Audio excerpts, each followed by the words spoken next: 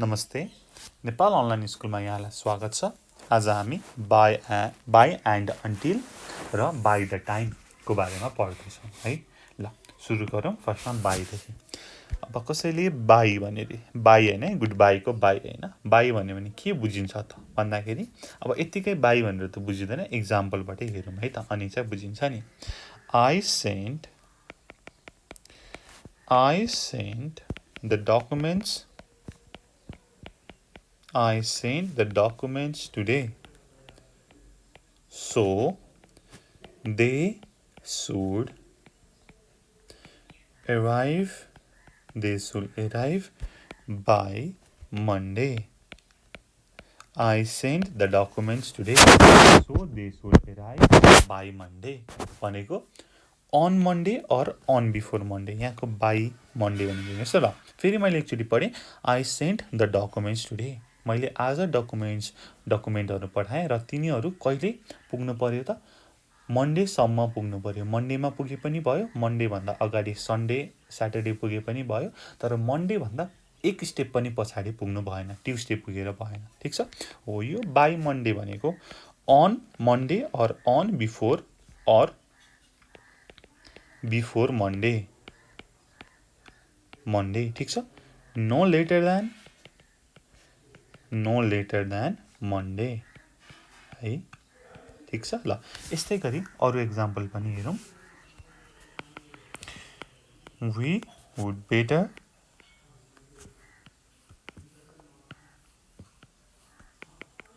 better hurry. We have to be home by 5 o'clock. ठिक छ, we have to be home by 5 o'clock. मम्मीले 5 बजेसम्म घर आइपुगिनुहोस् भनेर तेरो खुट्टा भाँच्छु भनेर भनेछ क्या। अनि खुट्टा त भाँच्नु भएन, फेरि मम्मीको खुट्टै डह्रो हुन्छ। त्यही भएर चाहियो कि त हामीलाई 5 बजीभन्दा अगाडि पुग्नु। 5 बजे ठ्याक्कै पुगे पनि भयो, 5 बजीभन्दा अगाडि पुगे पनि भयो, तर 5 बजीभन्दा 1 मिनट पनि उता जानु भएन। 5 बजेर 1 मिनट गएर 1 सेकेन्ड पनि जानु भएन। ठिक छ ल।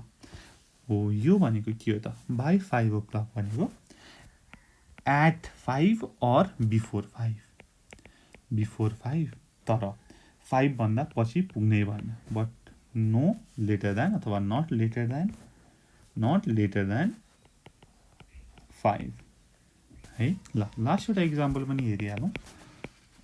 Where's Sarah? She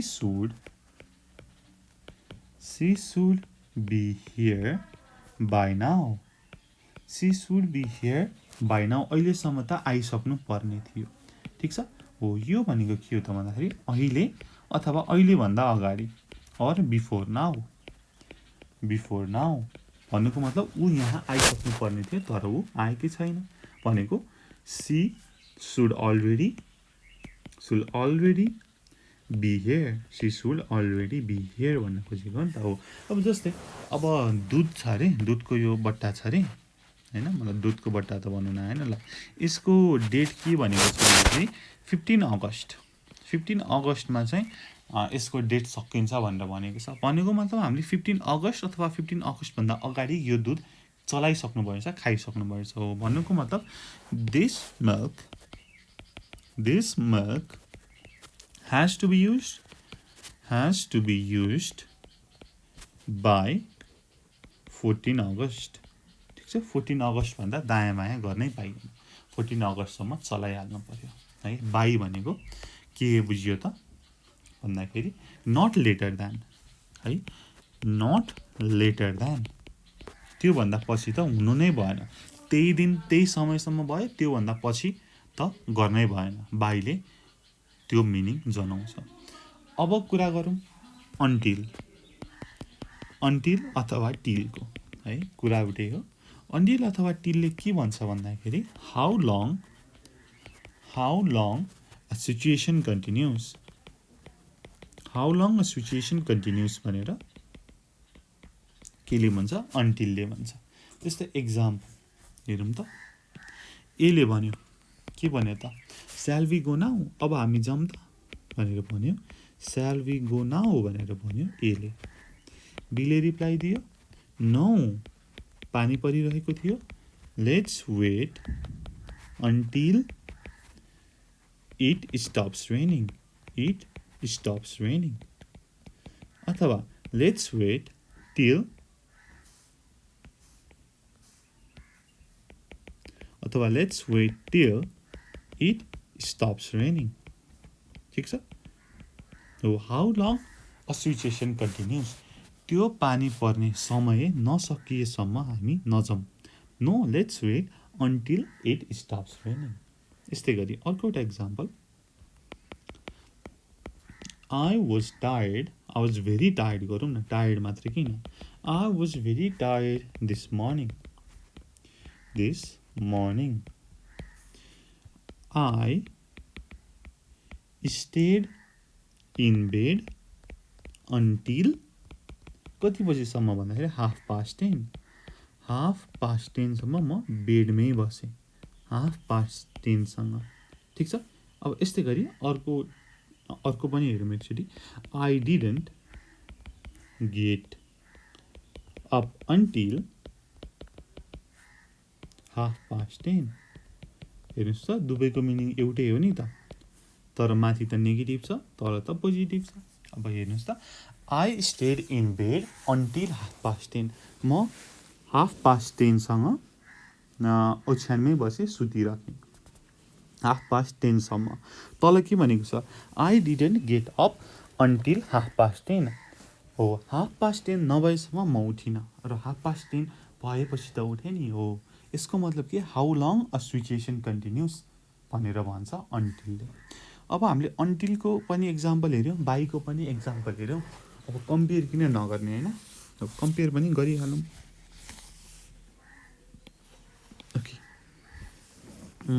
ओके मैले यता लेखेँ भन्दा एउटा यस्तो बनाऊँ न।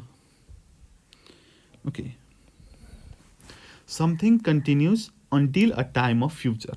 ठिक छ। Something continues until a time of future, time of the future. त्यस्तै गरी यता बाईको लेखेँ मैले, something happens by a time, something happens by a time in the future, त्यति बेलासम्म भइसक्छ है, by the time in future. Example लेखौँ अब, Joe will be away until Monday, Joe will be away until Monday. यतापट्टि लेखेँ मैले, Joe will be back by Monday. अब comparison हेरौँ, Joe will be away until Monday भनेको so he will be back, so he will be back on Monday भनेको हो नि त, so he will be back on Monday. हेर्नुहोस् त, Joe will be away until Monday, ऊ मन्डेसम्म बाहिर हुनेछ, मन्डे पछि त ऊ घर आउँछ नि त, he will be back on Monday भनेर भनेको। यतापट्टि के छ, Joe will be back by Monday, ऊ मन्डेसम्म ब्याक आइसक्नेछ। आज फ्राइडे हो भने स्याटरडे र सन्डेमा ऊ फिर्ता आइसक्नेछ, मन्डेमा त ऊ घर आइसकेको हुनेछ। ठिक छ। यो भनेको नो लेटर देन मन्डे है। ल यस्तै गरी अर्को पनि एउटा इक्जाम्पल हेरौँ, कम्पेरिजन गरौँ। I will be working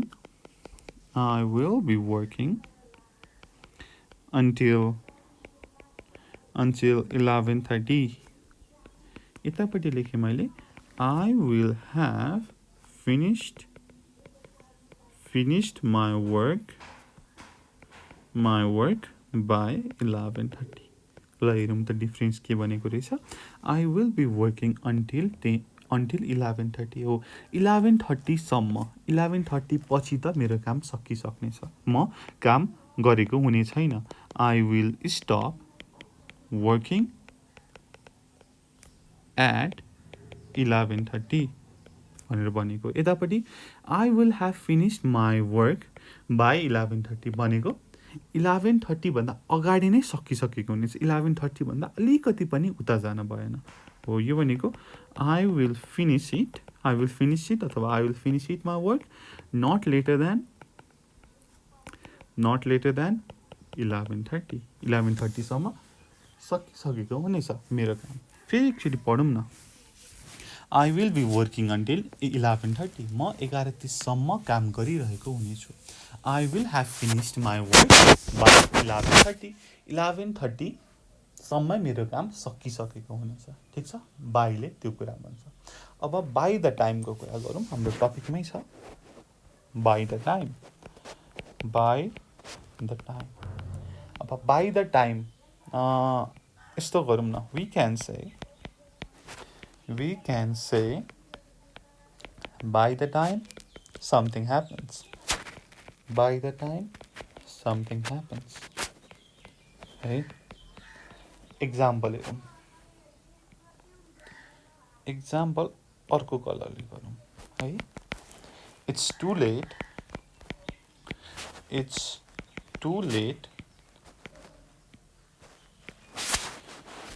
to go to bank now, एकदमै ढिला भइसक्यो अहिले ब्याङ्क जानको लागि। अहिले गयो, हामी त्यहाँ पुग्ने बेला ब्याङ्क बन्द भइसकेको हुनेछ। By the time something happens, by the time we get there it will be closed. It's too late to go to the bank now. By the time we get there, it will be closed. By the time we get there. हो भनेको के हो त है, बुझिसक्नुभयो? त्यही नि मैले यहाँ तल लेखेँ। हामी त्यहाँ पुग्दाखेरि it will be closed. It will be closed between now, अहिलेको समय र, ल कतिवटा ई लेखिन्छ, मैले दुईवटा मात्र लेखेको थिएँ। ल बिट्विन नाउ र हामी त्यहाँ पुग्ने समय, and the time we get there. एकचोटि फेरि पढौँ त। It's too late to go to the bank now, by the time we get there it will be closed भनेको it will be close between अहिले र हामी त्यहाँ पुग्नुको बिचमा त्यो ब्याङ्क बन्द भइसकेको हुनेछ है। It's too late to go to the bank now, by the time we get there it will be closed. यस्तै गरी अर्को example, you will need plenty of time at the airport. You will need plenty of time at the airport. By the time you check in and go through security,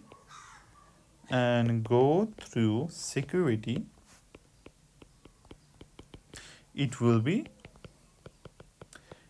be time for your flight. अलि लामो भयो है, for your flight, त्यही पनि हामी बुझ्छौँ। ल हेर्नुहोस् त, you will need plenty of time at the airport, तिमीलाई एयरपोर्टमा पर्याप्त समय चाहिन्छ। By the time you check in and go through security, it will be time for your flight. तिमीले त्यहाँ चेक इन गरेर सबै सेक्युरिटी प्रोसिडियर पुरा गरेर सबै चेक गरिसक्दाखेरि ठ्याक्कै तिम्रो फ्लाइटको टाइम हुनेछ। ठ्याक्कै त्यति काम सक्दाखेरि तिम्रो फ्लाइटको टाइम हुनेछ, तिमीले चेक इन र सेक्युरिटीको काम गर्दाखेरि। भन्नुको मतलब check in and security will take long हो नि त, हो बाई द टाइम हो, यसको चाहिँ बिचको टाइमको कुरा गऱ्यौँ। Check in and security will take a long time भनेको हो नि त, ठिक छ। एकचोटि पढौँ त फेरि।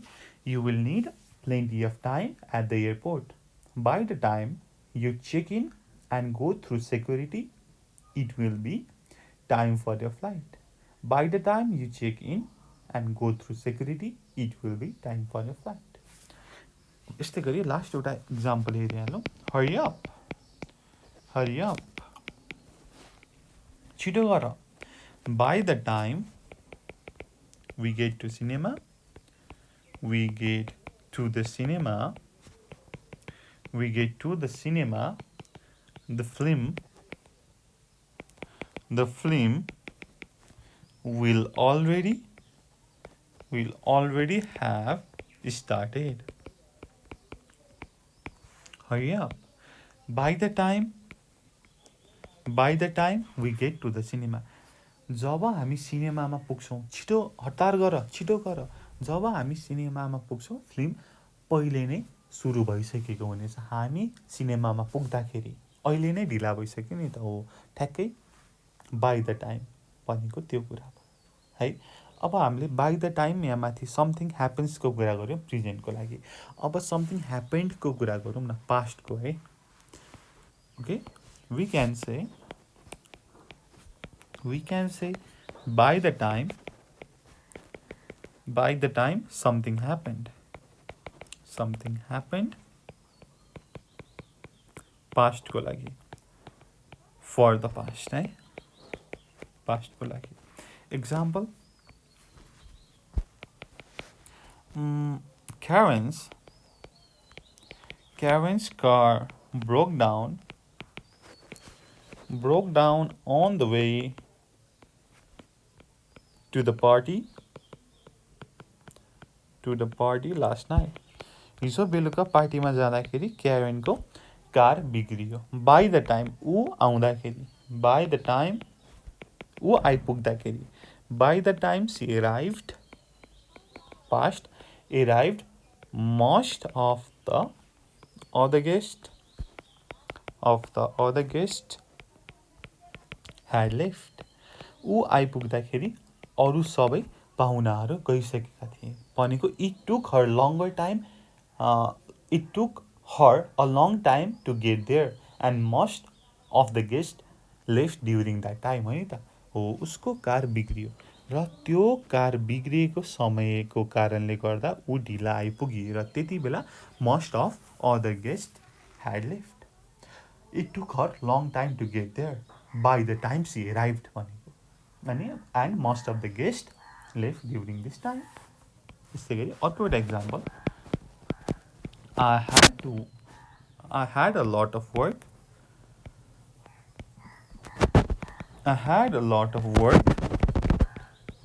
to do yesterday evening.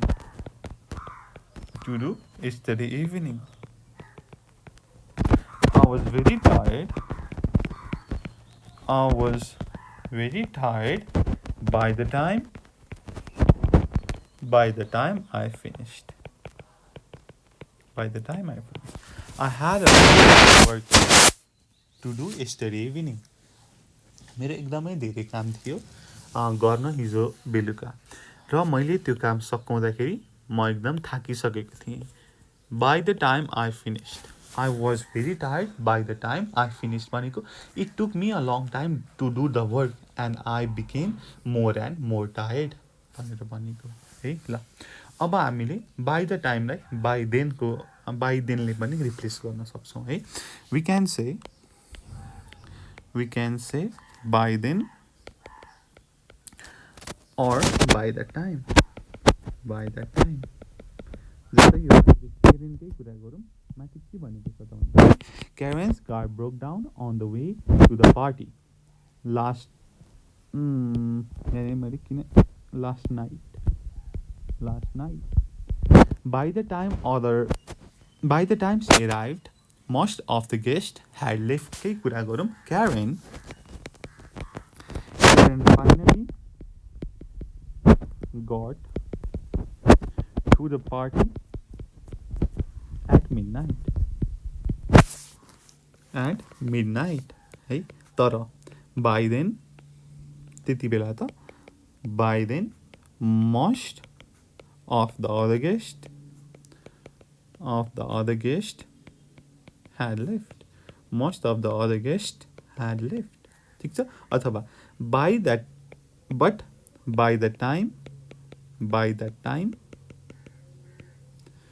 most of the other guests had left. by that time र by then को प्रयोग गर्न सक्नुहुन्छ।